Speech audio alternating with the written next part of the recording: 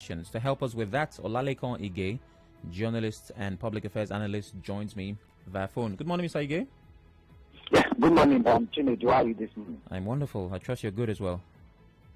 I'm great. All right. As always, thanks for making the time. So let's look at what I would call a demand, because that's what it sounds like, by the Southern Governors Forum. Is this a valid demand? Well, it's a valid demand within the context of angling for power. Politics is all about influence. Politics is all about what you want to bring to the table. Politics is all about demanding for what you think is your right. So in this case, I think the Southern governors are in order, but then it goes beyond mere statement. Of course, for those who are students of political history or those who know about the history of politics in Nigeria will know that the statement will go beyond just mere what they've said in Lagos.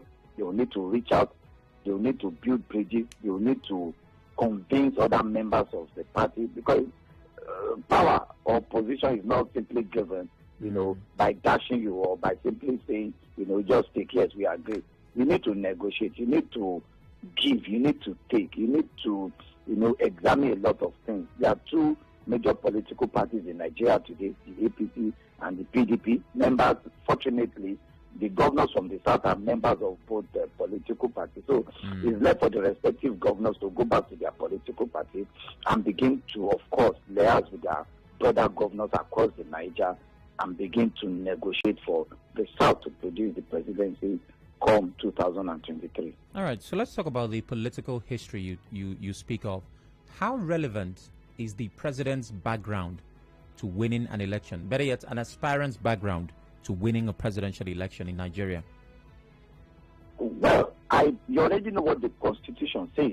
For you to become the president of Nigeria, you must not only win majority of the total votes cast, you must also win 25% in at least 2/3 of the states of the federation, meaning nobody can become the president of Nigeria without winning majority of the votes as at the time it is counted. Then 2, you must win 25%, which is just a quarter in 2/3 of the state, and 2/3 of the states of Nigeria is 24 states.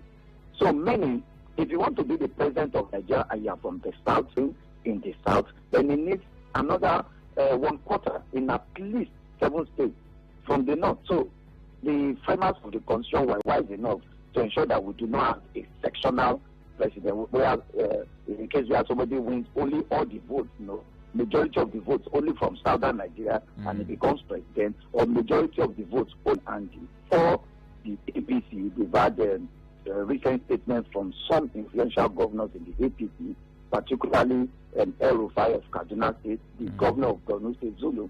Both of them have clearly voiced out their opinions to say, look, presidency should return to the south in 2023. For the People's Democratic Party, there's been no clear-cut signal, as to whether they'll be going southwards, in 2023. Some have argued that, look, the main focus, PDP, is to wrestle power from the APC in 2023. And some are of the opinion that the best way PDP can wrestle power from the APC is to field a northern candidate in 2023. That's been probably some kind of growing, talks within the PDP. But the statement from Lagos yesterday may begin to shape things, particularly in the People's Democratic Party. Well, with the way the Constitution has put it, the presidential election is the real popularity test. You really must be big and known in most parts before you can emerge president. But this morning, while taking this on the headlines, some of the reactions were along the lines of betrayal. They said, these governors have gone and had the meeting, and we know that some will betray some. So we know there are sub-regions in the south. Do you see this as the beginning of a united southern front? Or might we still see battle in the future between southeast, south-south, and southwest, because they're all in the south? Well, there are betrayals really in politics. Politics is about interest. When people say betrayal, I find it difficult to understand. It's politics, it's interest. And we always say that, look, what is permanent in politics is your interest. It is where your next will be feathered. That's why you're a politician. That's why you lead people. You lead people because you want to get the best deals for them. And when you get the best deals from them, may even come from your enemy. So if you're getting the best deals for people, it means you realigning with your enemy. That sounds it. And that's why they say there is no permanent enemy in politics. The only thing that is permanent is your interest. So when you talk about betrayal, it depends on what is on the table. Oh, well, even the North, can the North claim to be so united? We've had the Northern Governors Forum meeting for a long time. Two of the governors from the North have already voiced their sentiment and said, look, we would love the South to produce the next president. It's not about unity, really. It is about negotiation. You know the recent development in Nigeria's history. So you negotiate. It's not agreeing that the governors have said, look, we need a governor from the southern extraction. No problem. But of course, they know. I'm sure the governors themselves know that the statement will just end at that. They need to reach out. So in reaching out, you need to build bridges. Those that you think may be influential to your cause, may be worthy to your cause, may not even agree with you, but you need to reach out to them and say, look at the way Nigeria is configured. We've had the president of northern extraction for 8 years. It's only natural, it's only logical that, look, this South produces another president. That is on the basis of generalization. But what of particular political parties? The number one reason why political parties exist is for them to capture power. That's right. What factors will help you to capture power? If for a political party, they think that the factors that will help them to capture power in 2023 is from the North, I'm sure the political party will weigh out the options and go northward. So these are understandings of what people should do, who gets what, who shares what, who comes to the table, what to bring to the table, spirit of give and take. A lot of factors would be considered before you arrive at the final presidential candidature for a particular political party. Remember, the party must first of all produce its presidential candidate before you even talk of general election. So, Mr. Ege, what plays a bigger role in zoning, in deciding that the presidency should go to a particular zone? Is it the idea that another zone held it the previous administration, or the satisfaction with the previous administration? Which is bigger? What is bigger is the interest. It is the interest of the political party. Remember, I said the number one reason why a political party exists is to capture power. The party must first of all within itself determine who gets what. That is left for the party. That is the private concern of a political party for which Nigerians have no control over. Only members of a political party can determine their presidential candidate. It is only when the party is done with its primaries and produces a presidential candidate that the rest of Nigerians cannot take a look at the candidate. Okay, who makes what? Who do we think is better for us going forward? There are a lot of factors involved. So it is the political party who must first of all produce their presidential candidate. That is purely about interest. It's about the interest of the political party. It is not where the president comes from. It is not the issue of zoning. It is not the issue of whether the outgoing party has performed well or not. It is the personal, in quote now, personal interest of the political party. So if the political party says, well, we'll produce a candidate from the North, okay, can we now, go southward? That has to be the majority of, or a majority opinion of members of that political party, which remains their private business. So it is the party that will first of all think of zoning. Should we go southward? Will you go northward? What if as the southern governors have met in Lagos, at the end of the day, the two major political parties in Nigeria produce candidates of northern extraction? Has it not defeated what we are talking about now? So it's not just about the generality of the opinions of Nigeria. In this case, it is just about the private business of the political party. They need to go home. The political party, the leadership, and the members of the party will need to meet and say, look, I think we've had presidential candidates from this part of Nigeria for the last 8 years.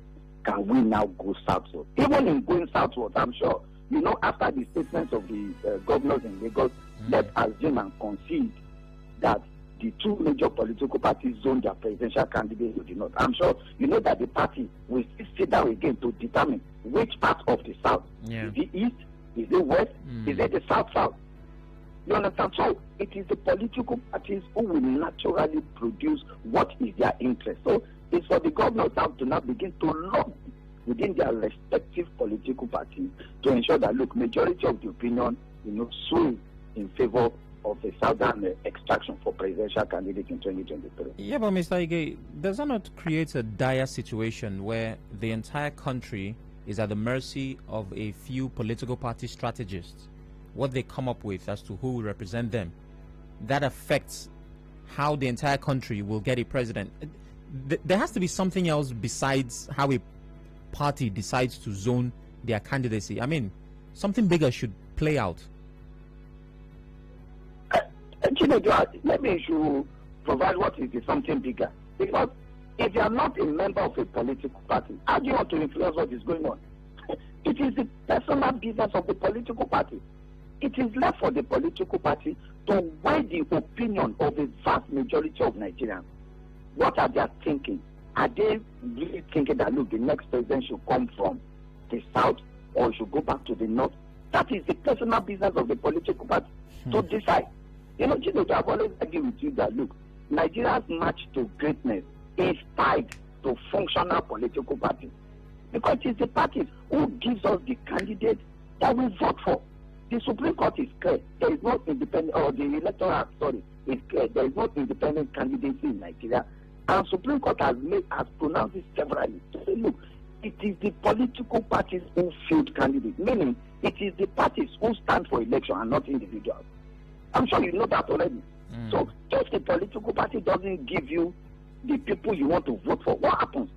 You resign your faith to the two candidates, the two major political parties who present Nigeria, or Nigerians will go to another political party who they have a better presidential candidate to vote for. But since 1999, power has rotated between PDP and, of course, the potpourri of action of AD, AC, ACN, ANPP, CPC, and the fusion of all of them give birth to what we have as APC today. So you look at it, there is nothing bigger that can influence these political parties other than the members of the party to sit down and reason and say, look, since we already have president from the north for the last 8 years, it's only natural we go southward. In going southward, okay, can we make some concession? Can we do this? Can we do that? That is what is called lobbying in politics. There's nothing bigger that will force the political parties to go outside of what they want, except members of that party agree to do that. All right, Mr. Ige, after the break, I have one more question for you, whether or not there could be hope for a newcomer. It's the Morning Crossfire 92.3 Nigeria Info. Don't go anywhere.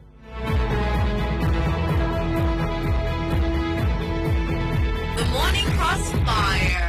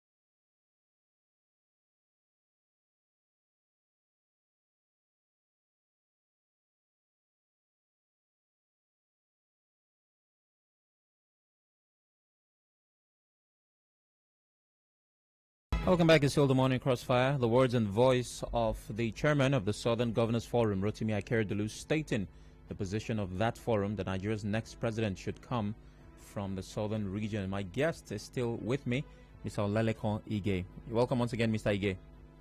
Yeah, thank you, Chinedu. All right. So Nigerians have expressed frustration. They are tired, well, the majority of them, or those who are willing to express it. They're tired of picking from the same crop of leaders in politics from 99 till now. So my question is there hope for a newcomer come 2023? Is it possible we'll have somebody who maybe has not been a part of a Senate or a former governor or politics in some form, some fresh blood, still in this move to get the next president from the southern region? Very difficult, Chinedu. Very difficult. From the way political parties are presently constituted, that will be very, very difficult. And let's also be fair to the two major political parties. For you to be able to win presidential election in Nigeria, you need to be a member of a major political party. It will be difficult for anybody to come out of the blues and win Nigeria's president. It's impossible, at least for now. Mr. Ige, what do you mean major? What do you define as major political party? When we say, look, for you to be a major political party in Nigeria, you need to have presence in every ward. You need to have presence in every local government. You need to have presence in every state in Nigeria. How many political parties have such spread? I think with the exception of PDP and APC, I do not know of any other political party that has such spread in Nigeria. To be present in 774 local governments, to be present in 36 states of Nigeria, I do not know of any other political party. And for you to win an election, Chinedu, apart from the rest of Nigerians who are not members of your political party voting for you, you also need members of your political party as a starter. Let me give you an example. If you're a member of a political party A, and you have, say, 30 million registered members across Nigeria, and on a general election day, out of that 30 million, just about 15 million thumbs up vote for you. Can you see that even members of your political party have given you a head start already? That's I'm right. sure you know, Yeah. before you now begin to look for votes from the rest of Nigerians. So if you are talking of somebody from the blues, on which political platform, even if he is going to run as an independent candidate, he still needs a structure. He still needs to be visible. And to be visible means that he should have an office in almost all the states of the Federation. At least, say, out of 36, you can have office in at least 30, if you can get to 36. Out of 774, have some form of presence in about 500, about 3/4 of 774, because you need people who will go from ward to ward. You need people who will go from place to place, from state to state, to try and sell your candidature. Almighty, not Almighty, let me not ascribe such to him, but former immediate past president of the United States of America, Donald Trump, was contested as an independent candidate in the United States. He failed woefully. He realized that he needed to join a major party in the United States, and of course, he joined the Republican, and he won on his first attempt after living as an independent candidate.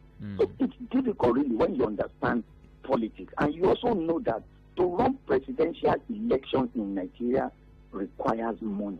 Truly. To run presidential election in any country that practices presidential system of government anywhere in the world requires money. I'm sure you know how much the Republican Party raised for the last presidential election in the United States. You know how much the Democratic Party raised for campaign. I'm sure you know how much it costs to run just one jingle in a radio station. Not to talk of running that jingle in about 25 states, the capital outlay, which is why political parties rely on their members via subscription to be able to carry out a lot of these campaigns. To run for presidential elections is not a child's play. You can even find somebody coming out of the blues to win a governorship election. That's no problem. It's a small enclave. It's a small state, no problem. But to run presidential election in Nigeria requires enormous resources, and only a major party that's present in 77, 74, 36, plus Abuja, will be able to win something substantial. That's why I said, look, if you're a member of a major political party, let's say you have 80 million members across Nigeria, and on an election day, having become the candidate of the party on an election day, just 15 out of those 30 million members turn up for you. You already have a head start.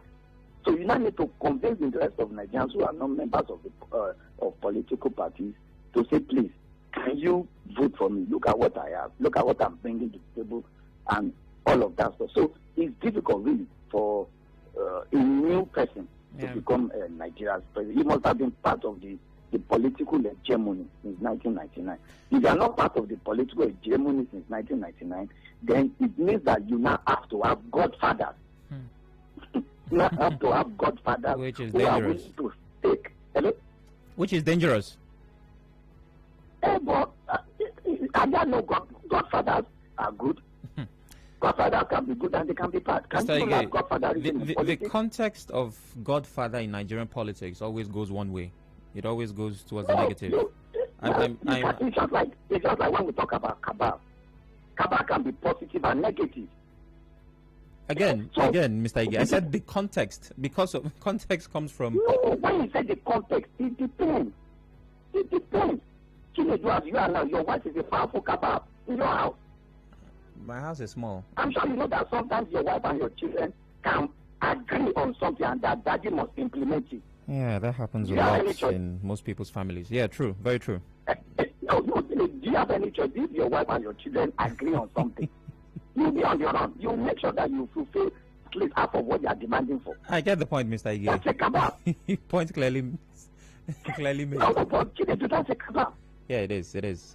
Do you know that if you work in an office and you have a secretary, do you know that that secretary is a powerful cabal? That secretary can determine who sees you and who does not see you without you even know what is going on. So it depends. So people need to understand a lot of things. There is nowhere in the world where you do not have powerful cabal. Nowhere in the world. Okay.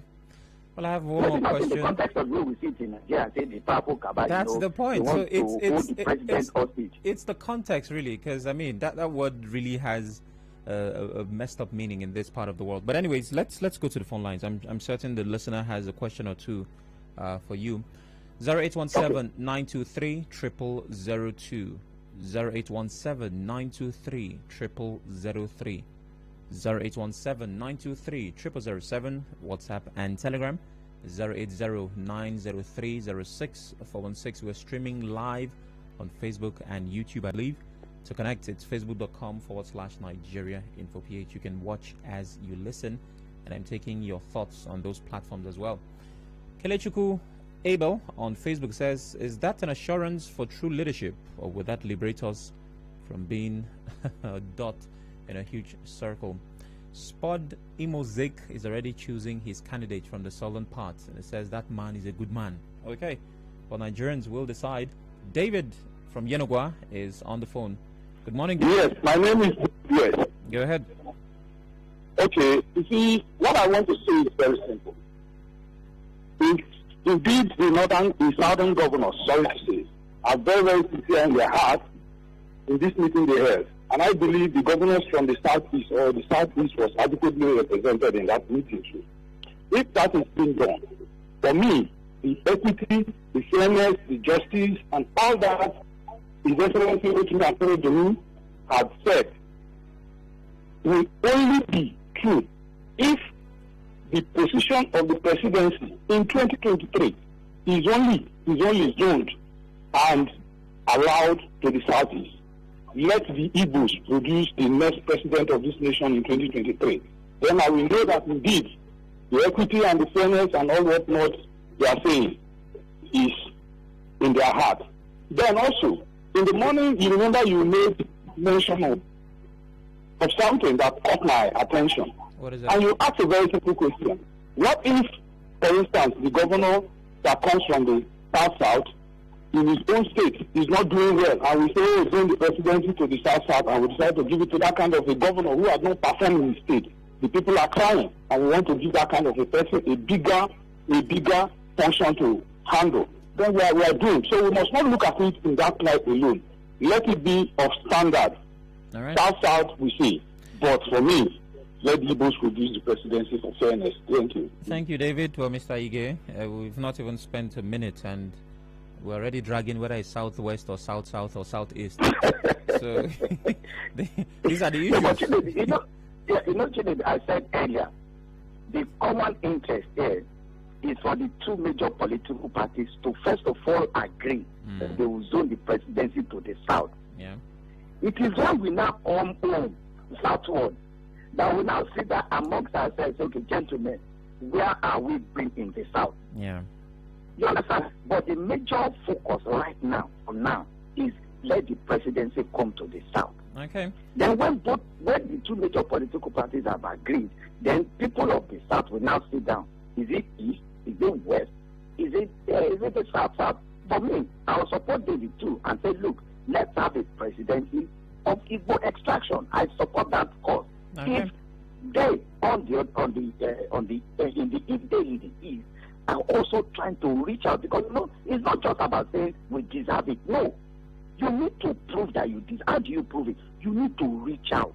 You need to build bridges. You need to convince people from the south and the north. We have to take more calls now. Now, for the question he asked, if the south-east was represented, yes, most of the governors were there. The only governors who were not there or did not send reps were from Cross River and Anambra states. Those were the only two that lacked representation. JD from LMA, good morning. Hello, sir. Good morning. Yeah, good morning. Good morning, Mr. Ige. In the place of fairness, justice, equity, and underlying unity of the country, it is important for the presidency to go to the southern part of the country. It's not up for debate, because there is an written agreement already in Nigeria, and that has been the practice. So my heart is somersaulting with joy that the southern governors have woken up at last. Yeah, really? I have a question for Mr. Ige. Go ahead. Yes. Nigeria is a very big country, and it is made up of people. So, Mr. Ige, ask somebody from the southwest, in the spirit of justice, fairness, and equity, which part of the country do you think, which part of the south, rather, do you think that the presidency should go to? In the spirit of fairness, justice, without many English. He already answered that question. I already answered it. I already said I will support presidency of Igbo extraction. Yeah. That's the southeast for presidency 2023. I've said it. Yeah, JD, he said it just before I took your call. So, JJ from Rumokoro, good morning. Yeah, good morning. Good morning. And good morning to Olalekan again.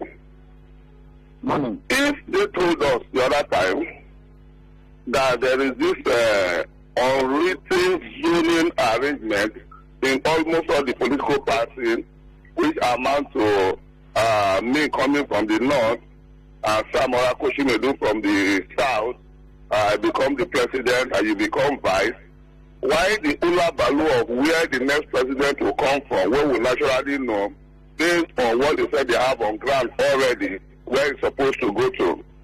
Now, the PDP governors that clapped for Jonathan when he was on presidential major shot, when they asked him about zoning, when he turned to go for election in 2015, he said, and I quote, that there is nothing like zoning from the beginning. That where zoning starts is when the presidential candidate has been picked by the party and they now zone all the other positions. What are they saying? I think that Jonathan did not say the truth at that time, or they are contradicting Jonathan now. Thank you very much. All right, thank you very much, JJ. Mufasa is calling from NT Road. Good morning, Mufasa. Yeah, hi, Sam. Good morning. Good morning. And good morning to the distinguished guest. But I wonder, Sam, my own opinion on this is, I have my reservation about this zoning and rotational arrangement. I think it's undemocratic, and I think it is not even proper to begin to consider leadership of a country based on where the person comes from. I think that would further promote mediocrity and other forms of, malapropism in terms of leadership. But we keep saying that for the purposes of fairness and equity. Now look at the position of these governors. I want to ask these governors that deem it necessary to begin to look at where the next president should come from. What has this governor done in their various states of jurisdiction? What is wrong if certain governors come together to begin to compare the level of development in their various states? I am very, very aware that these governors, they are completely independent in how they spend the resources that come to their states. What has the governor of Delta State done? If you go to Warri, for instance, there is no street light in any of the roads in Warri. What has the Delta State governor talked about that kind of arrangement so far? Is it the presidency that is the problem of the southern region? My answer to that question is no. All right. So to that effect, Sam, I think coming together to that begin to decide where the president of the country should come from, to me, it is completely inconsequential. Okay, Mufasa. Considering the amount of I want to ask you a impact. question, Mufasa. Can you hear Go me? ahead, Sam. Now, you're not in support of zoning. I'm not either. But what if we had a situation where, you know what, let me ask this one before that. Do you believe that there are competent people from every region in the country? I believe, Sam. So what if we decide to zone regionally based on competence? It has to come to the south, but we choose the most competent persons. Would that be a better system? Do you choose the most competent person who is not interested in leadership? It's hypothetical. What if? That's what I'm saying. It's hard it for it to happen. It comes with passion. Sam, leadership comes with passion. You don't just begin to select people because you think it is their turn to rule. Like what Olalekan said, you must reach out to, you don't begin to make demands of such magnitude that the president of this country must come from the south. When we know that the governors themselves, they are failing their responsibilities as leaders in their various states. All right. So to me, it is just it is just dramatic to me. Well, thank you, These Mufasa. governors are not sincere. I must They move should on come now. out and start telling me. Okay. My final call is from Chima, calling from GRA. Chima, thanks for being on the line. Good morning. Good morning, Mr. Khan. Go ahead. Yes, Mr. Khan, I think these governors, some of them have interest. So that meeting and that resolution made today, I think it will come to nothing. You understand? Some of them might be putting forward their interest. Some of them might be, they will compromise by accepting, should they have their party giving them maybe a slot for them to come into power, they are going to compromise. So for that meeting, I see nothing important about it. Because at the end of the day, everybody will fall back to each political party. You understand? They will fall back. That is the problem here. So Okay. I have never supported. Hello? Hello. Okay. Go ahead. Yes, the essence of the zoning is as a result of some people, when the president is going to them, you see something coming there. Hello? All right, I lost it finally this time. Mr. Ige, you felt the pulse of the people. What are your reactions to their reactions? Well, I think for Mufasa is saying zoning is not democratic, and I disagree. I disagree. Zoning is democratic. Democracy is about the people. What if the people agree and say, okay, we have finally come together and agreed and say, look, this side produce the president. What is bad in it? Democracy is about the people. But let it not be forced. Let it be a consensus arrangement. Consensus is part of democracy. Indeed. Exactly. Democracy is about the people. Democracy will not exist in isolation. So if a vast majority members of a political party come together and say, look, now that we have done this, let us try this one. There's no crime in it. That is the democracy in action. The people deciding what they want. And such a person for general election, let the vast majority of Nigerians also say, yes, we agree with you. We will vote for you. That is democracy in action. Zoning is part of democracy. Okay. Because the people have agreed in the meeting to say, look, this is what we want to do. That is democracy itself. All right. The question I'm And about to ask. he also talked about this. Some of the governors, or another caller talked about this. Some of the governors, whether they are sincere, even in their own dealing. I agree completely. Even some of the governors who have gone to Lagos to talk about zoning and zoning the presidency to the South in 2023, are they also sincere about zoning of governorship in their respective states? Are they also sincere? I will take a typical example of my own state, Ekiti State. We produce the governor from the north, we produce the governor from the central. Now me, including me, from Ekiti South, we are not crying that Ekiti South should produce president in 2023. Is the governor of my state also sincere about zoning office in Ekiti State? You see, we also begin to have some contradictions, and this could also snowball into what may eventually affect whether some of them can remain consistent in demanding for presidency of a southern extraction in 2023. So, in-house too, for some of the governors, are they also sincere about power rotation in their respective states? Let me take you to Ogun State. The Egba man has been governor in Ogun State. The Ijebu man, Raimo, has been governor in Ogun State. During the last governorship election, the people of Yewa, that is the southern partner of Ogun State, I say, look, since Ogun State was created in 1976, since Ogun State was created in 1976, no southern man of Ogun State has produced the governor of Ogun. Are they also not right? You see where we begin to have a lot of contradictions now, but you are insisting presidency must come to the south, but right in your state, did you believe in anything in zoning?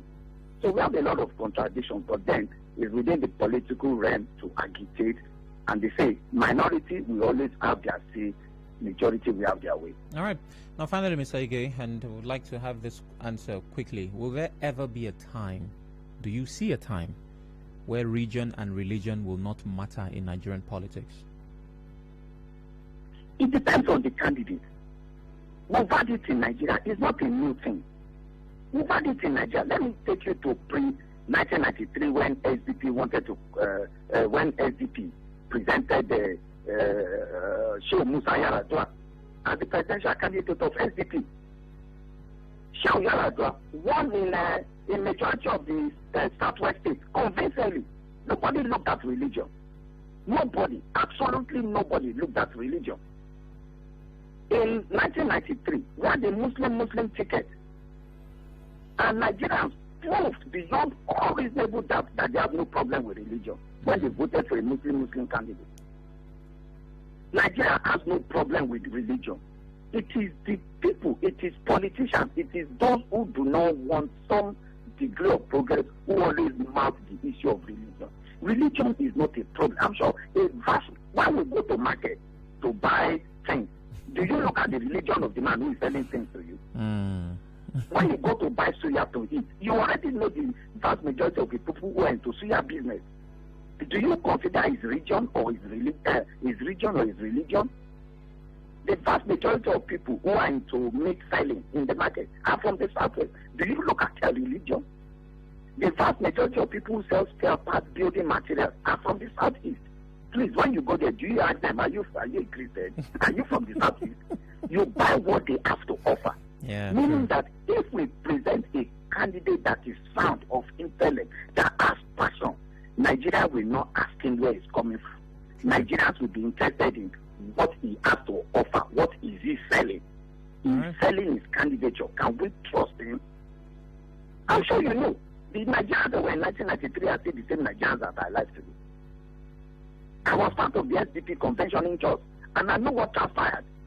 No, absolute. The governor of my state, Bamidele Olumilua, then when the old Ondo State, Bamidele Olumilua did not vote for MK Abiola. He voted for Baba Gana Kingibe, and there was no trouble in Ondo State.